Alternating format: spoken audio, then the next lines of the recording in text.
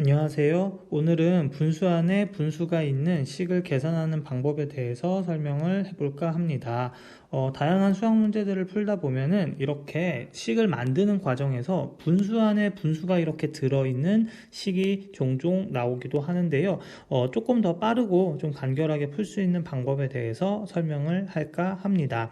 사실 이렇게 분수 안에 분수가 있는 식을 계산하는 제대로 된 방법은 원래는 이렇게 구하는 거예요. 자, 원래 구하는 방법에 대해서 먼저 설명을 좀 해볼게요. 자, 5 나누기 2라고 하는 거 지난 시간에 한번 설명했는데 기억나죠? 그쵸? 구하는 방법은 어떻게 구하냐면은 나눗셈 앞에 있는 수는 분자로 올리고 나눗셈 뒤에 있는 수는 분모로 내린다. 뭐 이런 거 설명을 했었을 거예요. 그래서 얘 같은 경우에는 정답이 얼마가 나오냐면은 바로 2분의 5 이렇게 나오는 거죠.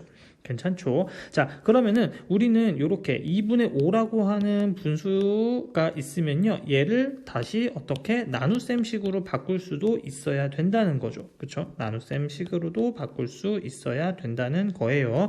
구하는 방법은 아까와 똑같죠. 그쵸? 분자에 있는 값은 나눗셈 앞쪽으로 가면 되고요. 이렇게 앞쪽으로 가면 되고, 그 다음에 분모에 있는 2는요, 나눗셈 뒤쪽으로 이렇게 옮겨서 써주면 되겠습니다. 됐죠? 자, 그래서 얘도 위쪽에 있는 식도 이 방법을 그대로 적용을 시킬 거예요. 자, 분수식 위에 있는 분자에 해당되는 요 3분의 7이라고 하는 분수는 어떻게 되냐면은 나눗셈 식으로 바꾸었을 때 나눗셈 앞쪽에 이렇게 써주면 되고요.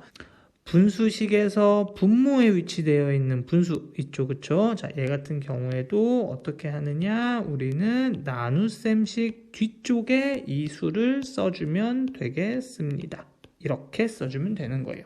괜찮죠? 자, 그 다음에 이제 분수와 분수를 나눗셈 하는 방법에 대해서도 이제 간단하게 설명을 할 텐데, 이런 거예요. 그쵸? 자, 3분의 1 나누기 5분의 7 이런 거 계산하는 방법인데요. 얘를 구할 때는 우리는 뭐를 이용한다? 바로 역수를 이용해서 푼다. 그래서 역수를 이용해서 우리가 나눗셈식을 푸는 방법. 이것도 초등학교 때 배웠던 내용이죠. 그렇죠?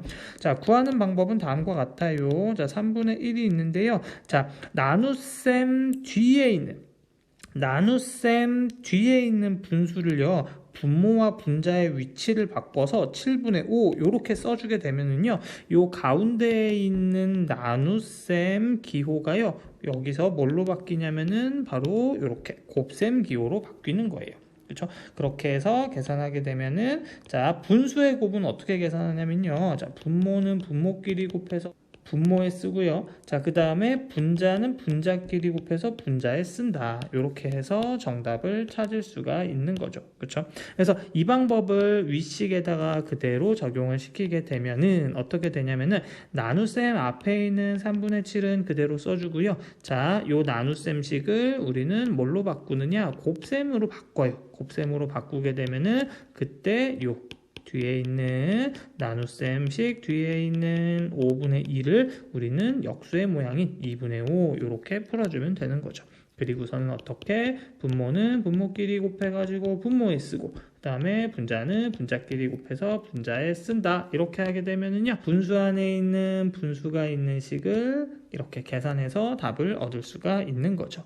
괜찮죠? 그쵸? 그런데 우리가 이렇게 매번 분수 안에 분수가 있는 식을 계산할 때 분수식을 나눗셈식으로 한번 바꾸고 그 다음에 역수로 한번 바꾼 다음에 그 다음에 이제 정답이 나오는 이러한 세 단계를 거쳐서 해야 되기 때문에 조금 까다로울 수 있다라는 거죠. 그렇죠? 그래서 얘를 간단하게 풀 수 있는 방법에 대해서 설명을 할게요. 네, 그래서 자, 5분의 2분의 3분의 7 이렇게 되어 있는 거를 바로 한 번에 정답 나오도록 이렇게 좀 구해 볼게요. 자, 구하는 방법은요, 쉽습니다. 어떻게 구하면 되냐면요, 이렇게 되는 거예요. 자, 분수식에서 이렇게 가운데에 있는 선 있죠, 그쵸? 그러니까 분모와 분자의 경계를 지어주는 요 분수선 있잖아요. 이 선을 기준으로 할 겁니다. 이 선을 기준으로 가까이에 있는 두 수 보이죠, 그쵸? 가까이에 있는 두 수, 이 가까이에 있는 두 수는요, 분모에다가 이렇게 두 수를 곱해서 쓴다라는 거예요. 이렇게 괜찮죠, 그죠? 자, 그 다음에 분수선을 기준으로요, 멀리 있는 두 수 있잖아요. 이 멀리 있는 두 수는요, 이렇게 분자에다가 곱한 값을 써주면 됩니다. 이렇게 하면은 끝이에요. 이렇게 분수 안에 분수가 있는 이러한 식을 빠르게 계산하는 방법 어떻게 하면 된다? 바로 분수선의 안쪽에 가까운 두 수를 곱한 값이 바로 분모의 값이 되고, 그 다음에 분수선을 기준으로 먼 쪽에 있는 두 개의 수를 곱한 것이 바로 분자의 값이 된다. 이렇게 기억을 해주면 되겠습니다. 이러한 모양도 문제를 풀다 보면은 많이 나오는 부분이니까요. 오늘 배운 내용도 잘 기억해가지고 수학 문제 풀 때 다양하게 잘 활용했으면 좋겠습니다. 그러면은 우리는 또 다음 시간에 만나도록 할게요. 안녕.